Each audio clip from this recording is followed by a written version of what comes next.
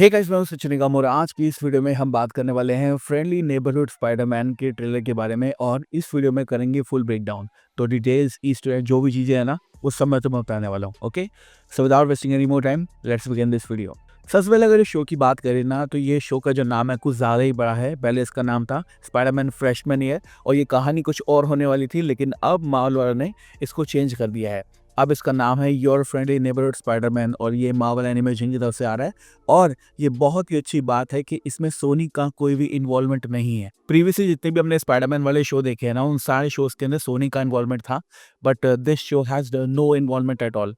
और ये बहुत ही अच्छी बात है मार्वल एनिमेशन के लिए, क्योंकि अब वो अपने कैरेक्टर इसके अंदर घुसेड़ सकते हैं। अब मेरे कहने का मतलब ये है कि यहाँ पे सोनी की इन्वॉल्वमेंट ना का मतलब ये है कि सोनी इसमें क्रिएटिवली कुछ नहीं कर सकता। सिर्फ मार्वल वाले ही इसके अंदर सारे के सारे स्टोरी और सारे के सारे कैरेक्टर जोड़ने वाले हैं। ऑब्वियसली ये अभी भी सोनी का कैरेक्टर है स्पाइडरमैन जो है। और जितने तुम्हें कैरेक्टर इसके अंदर देखने को मिलेंगे, चाहे वो डॉक्टर ऑक्टोपस हो गया या लिजर्ड हो गया, कोई भी हो गया, तो ये डेफिनेटली सोनी कैरेक्टर है। बट सोनी एक क्रिएटिव डिसीजन नहीं ले सकती इसके एपिसोड को लेकर, and that I love absolutely. इस शो की हिस्ट्री में जाएं तो प्रीवियसली इस शो का नाम था स्पाइडरमैन फ्रेशमैन ईयर। अब उस वक्त ये नाम क्यों था? क्योंकि ये कहानी होने वाली थी टॉम हॉलैंड के स्पाइडरमैन की। जी हाँ, तो टॉम हॉलैंड का जो स्पाइडरमैन था वो सिविल वॉर में टोनी स्टार्क से मिलता है, लेकिन उससे पहले वो ऑलरेडी स्पाइडरमैन बन चुका था और वो ऑलरेडी स्पाइडरमैन के रूप में काम कर रहा था। और ये हमने सिविल वॉर के सीन में देखा था, जहाँ पर टोनी आके बताता है कि देखो भाई, मैं तुम्हें ऑलरेडी जानता हूँ, तुम इंटरनेट पे बहुत फेमस हो, तुम ही स्पाइडरमैन हो। तो बेसिकली जो कहानी होने वाली थी उसकी होने वाली थी, यहाँ तक कि टॉम हॉलैंड की वॉइस होने वाली थी इस पूरे शो में। लेकिन उसके बाद मार्वल का प्लान हुआ चेंज और यहाँ पे इस कहानी को पूरे तरीके से चेंज कर दिया गया है। अब ये मार्वल सिनेमैटिक यूनिवर्स की जो 616 टाइमलाइन है उसके लिए कैनन तो नहीं है, ये मार्वल का व्हाट इफ सिनेरियो है और ये किसी और यूनिवर्स में कैनन है, मतलब मल्टीवर्स कैनन है। लेकिन जो मेन टाइमलाइन है, जो एमसीयू की टाइमलाइन है, उसमें ये कैनन नहीं है। क्योंकि आप सिंपल से बात सोच के देखो कि पूरे ट्रेलर को देखने के बाद में आपने नॉर्मन ऑसबॉर्न देखा जो कि ब्लैक है, और जो हमारा नॉर्मन ऑसबॉर्न है वो तो ऑब्वियसली पीटर पार्कर को मिला ही नहीं है अब तक, क्योंकि 2021 की नो वे होम से पहले नॉर्मन ऑसबॉर्न कौन है ये हमारा जो टॉम हॉलैंड का स्पाइडरमैन है ये नहीं जानता था। तो ये टोटली डिफरेंट कहानी है, ये तुम्हें पता होना चाहिए। ट्रेलर की शुरुआत की बात करें तो सबसे पहले हमें मार्वल एनिमेशन से पहले दिखाया जाता है स्पाइडरमैन का पूरा पूरा सूट। और अगर तुम गौर से देखोगे तो ये है स्पाइडरमैन का इशू नंबर 15, जो कि इसकी फर्स्ट कॉमिक थी। और ये वही जो पोस्टर है ये एक्चुअली में लिया गया है। अच्छा, इस सीन में हम देखते हैं कि जो स्पाइडरमैन है वो कुछ लोगों को कुछ ठग से बचा रहा है। और डेफिनेटली यहाँ पे तुम देख सकते हो कि एक बंदा जो है वो इस पूरी चीज़ को स्ट्रीम कर रहा है। तो फर्स्ट ऑफ ऑल मैं तुम्हें बता दूं कि ये जो बंदा है ये एक्चुअली में एआई माइल्स मोरालेस है, जो कि टिकटॉक पे है। उस बंदे ने इसकी आवाज़ दी है। साथ साथ थोड़ी देर बाद जब ये सारे थक्स को पीट देता है, तब आप देख सकते हैं कि यहाँ पर कमेंट आता है स्क्रू बॉल का। अब स्क्रू बॉल क्या है? स्क्रू बॉल एक कैरेक्टर है स्पाइडरमैन की, जो कि सोशल मीडिया अटेंशन के लिए कुछ भी कर सकती है।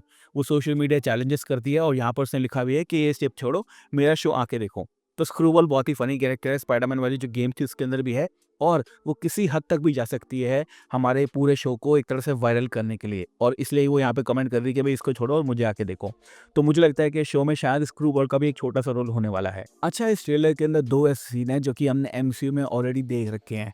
तो पहला सीन तो ये है जहाँ पे वो ट्रेन के आसपास झूल रहा है, और ये सीन हमने 2017 वाली स्पाइडरमैन होमकमिंग के अंदर देखा था।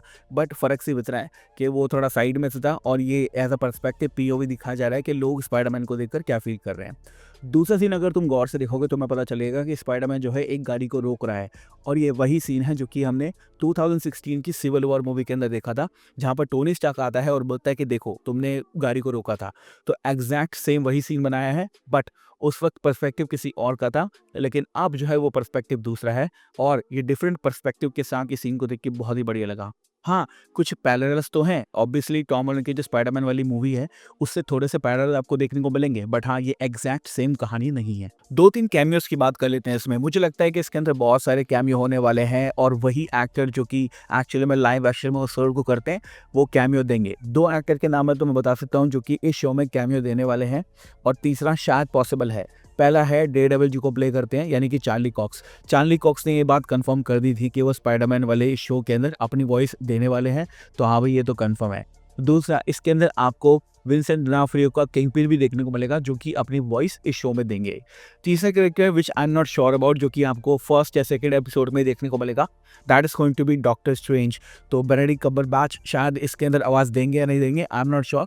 चार्ली कॉक्स और विंसेंट डोनाफ्रियो तो डेफिनेटली देंगे। अब पीटर पार्कर के इस सूट की बात करें तो ये है फ्यूचर फाउंडेशन का सूट, और ये फ्यूचर फाउंडेशन का जो सूट है ये दिया था रीड रिचर्ड्स ने। रीड रिचर्ड्स जो है एक अकेडमी बनाता है फ्यूचर फाउंडेशन के नाम से, जहाँ पर वो आने वाले अपकमिंग यंग माइंड और जितने भी नए नए सुपर हीरो होते हैं उनको ट्रेन करने की कोशिश करता है, और वहाँ पर जो है पीटर पार्कर को ये वाला सूट मिलता है। तो या गेम्स में और पुराने शोज में आपने देखा होगा और नहीं भी देखा होगा, ये सूट बहुत ही बढ़िया है। इस सूट की खास बात यह है कि ये सूट गंदा नहीं हो सकता, और ऑब्वियसली फैंटास्टिक फोर के रीड रिचर्ड्स ने सूट बनाया है तो इसके अंदर और भी बहुत सारी चीज़ें हैं। लेकिन इस शो में हमें पता चलेगा कि ये जो सूट है ये एक्चुअली में नॉर्मन ऑसबॉर्न ने दिया है। जी हाँ, इसके साथ साथ बिहाइंड द सीन की बात करें तो हमें पता चलेगा कि स्पाइडरमैन के मल्टीपल सूट इस शो में होने वाले हैं, और डेफिनेटली यहाँ पर 4 से 5 सूट तुम देख सकते हो। एक बग वाला सूट है, एक इसका होममेड सूट है, एक ब्लैक सूट है, एक वाइट सूट है, और भी मल्टीपल सूट्स हो सकते हैं। अब ऑब्वियसली ये जो सूट है ये इसको नॉर्मन ऑसबॉर्न देगा, शायद पीटर पार्कर कुछ सूट खुद भी बनाए, बट या वी हैव टू सी। और हम साथ में नॉर्मन ऑसबॉर्न की अगर बात कर ही रहे हैं तो मैं तुम्हें बता दूं, इसको प्ले किया है कोलमन डोमिंगो ने, जिसको आपने बहुत सारी मूवीज के अंदर देखा है, और वो एक तरह के नए एक्टर हैं जिनको लोग काफ़ी ज़्यादा पसंद कर रहे हैं। मतलब नए एक्टर नहीं है, लेकिन लोग उनको अब ज़्यादा रिकॉग्नाइज कर रहे हैं, पहले उनको रिकॉग्निशन ज़्यादा नहीं मिलता ना, but yeah people are starting to love him.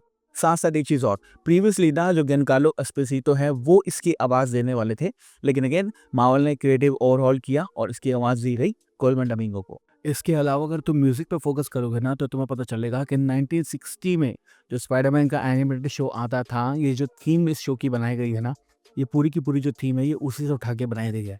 मतलब थोड़ा सा वो सुनोगे और तुम इसमें देखोगे तो हाँ, थोड़ा सा रिमिक्स है, थोड़े रैप वगैरह के वोकस डाले गए हैं, बट ये जो थीम सॉन्ग है 1960 का है और उसको रीमास्टर करके इन्होंने इस शो में यूज़ किया है।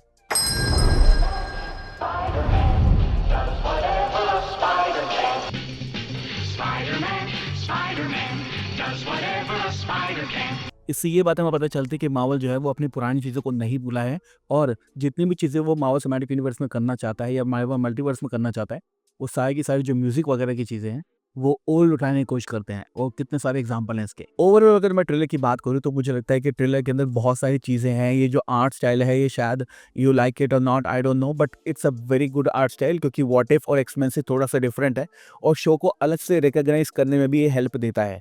हाँ, ये पीटर पार्कर की ओरिजिन स्टोरी है, लेकिन ये एमसीयू की ओरिजिन स्टोरी नहीं है। ये बात हमें आने वाले फर्स्ट एंड सेकंड एपिसोड में ही क्लियर होने वाली है। आगे मैं बोलूँगा overall trailer was very very good. ये शो आने वाला है जनवरी 29 को, तो लगभग 1 महीना बचा है इस शो को आने में, and I am very much excited, क्योंकि इसके अंदर होने वाले हैं पूरे 10 एपिसोड, और ये 10 एपिसोड जो है इसके अंदर पूरा जो पैंथियन है स्पाइडरमैन के कैरेक्टर का वो हमें देखने को मिलेगा, and I am very much happy about it. तो thank you so much for watching this video guys. मैं हूँ सचिन निगम, मिलूंगा आपसे अगली वीडियो के अंदर। Bye guys, take care, love you all and have a great amazing day.